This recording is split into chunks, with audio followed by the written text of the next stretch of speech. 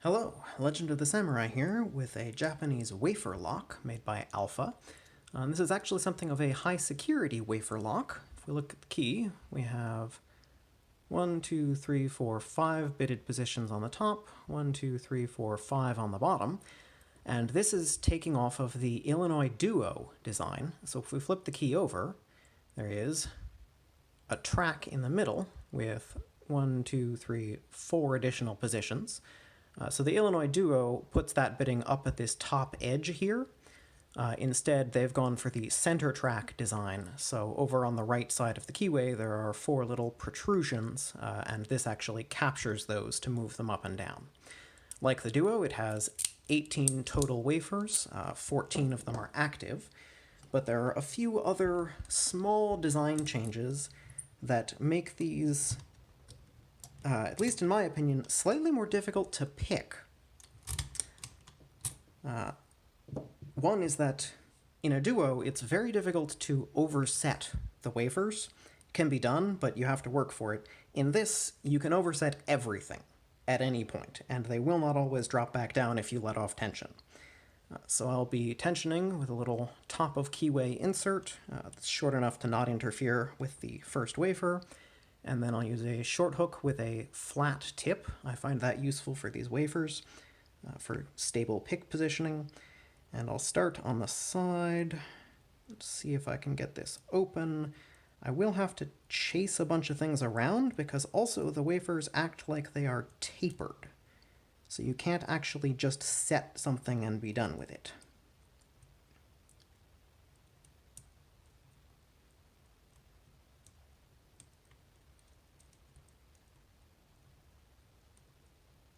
All right, those are all loose, but they're not actually set yet.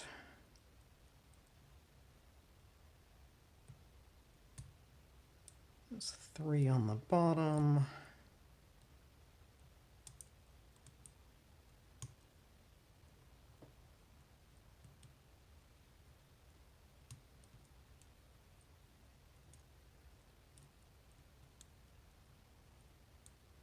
All right, those are loose again. Switch on the top. All right, getting some feedback. So I just have to walk all of these up a little bit at a time.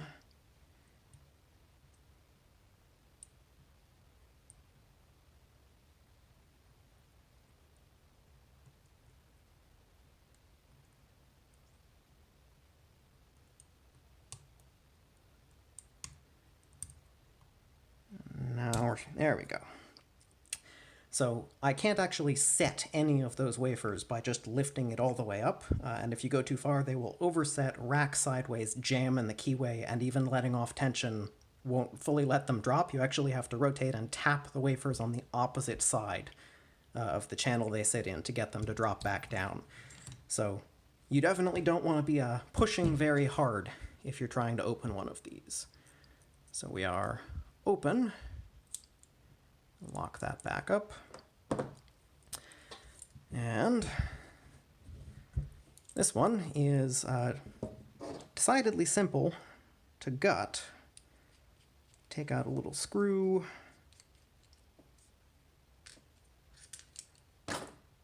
And lift the shell off.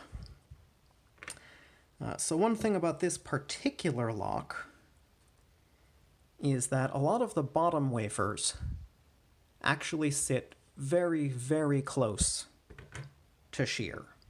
So the bottoms are the second in front of these profile wafers, and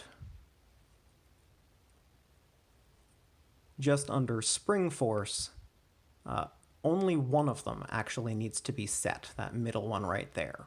And the rest of them I don't actually have to deal with, but I think that is a function of the bitting, and I don't know if it's true for all of these locks. So to actually get this apart, there's a bunch of little springs in here, and instead of trying to take out this entire wafer pack all at once, what you want to do is shift it sideways, go in with some fine point tweezers, grab the spring, and take it out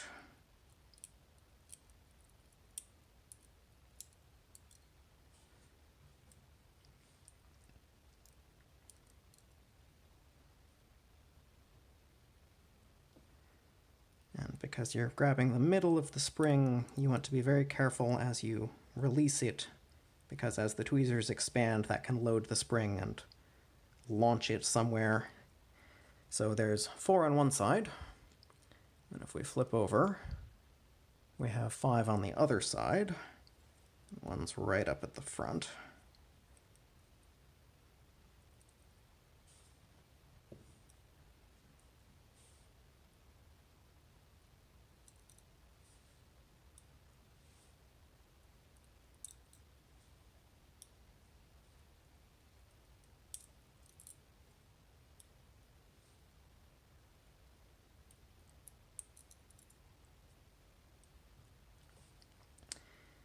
And then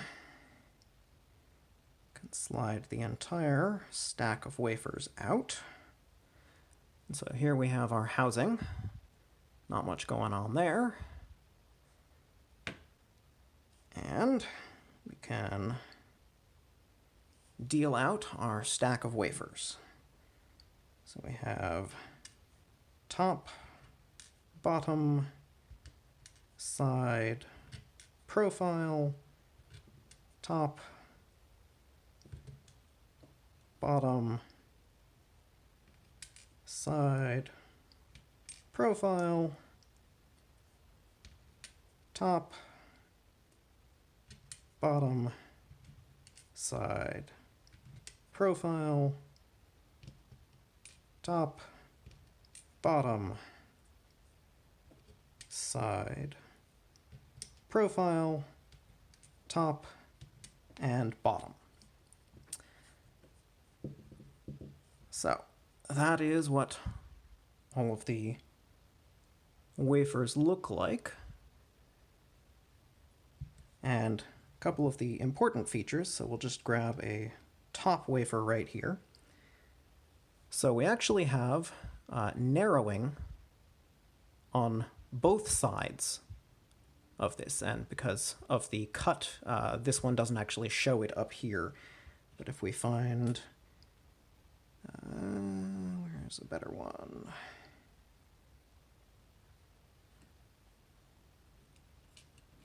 Here. The sides show it a little better. It's actually narrowed on all 4 corners, and in a duo, that interacts with the housing, because the housing has a matching dovetail, and the two can interlock together, and that's why when you lift wafers in a duo, you get that sort of spooled counter-rotation as you slide past it. However, this, as far as I can measure, is completely parallel all the way through. There is no draft angle on that. And as such, these little spooling cutouts don't actually give you that counter-rotation. They just give you a single point that touches the side of the housing.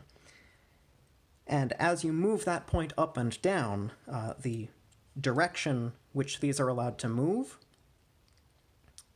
as you're rotated sideways slightly, it's actually moving away from that housing as you move it down. And so you move it down a little bit, and then it stops binding, and you have to go find the next one in order to progress, which is why they act like tapered pins. All right, so that's a top wafer. Here's a bottom wafer. You saw the side wafer, and the key grabs this little notch. And then the fourth style, these are the non-moving profile wafers, which sets your keyway. So those don't actually move. These sit in pairs, and the groove on the outside houses the spring, so they push off of each other, which means you can have a relatively simple geometry in here. You don't need extra holes for the springs. But there we are. This is an alpha triple-bitted wafer lock, very similar to the Duo, but slight changes in the design make them a bit trickier to pick. The oversetting is the biggest problem, but the tapering and having to chase around all of those wafers all over the place is what causes it to take a significant amount of time to pick these. All right. Thank you for watching, and have a nice day.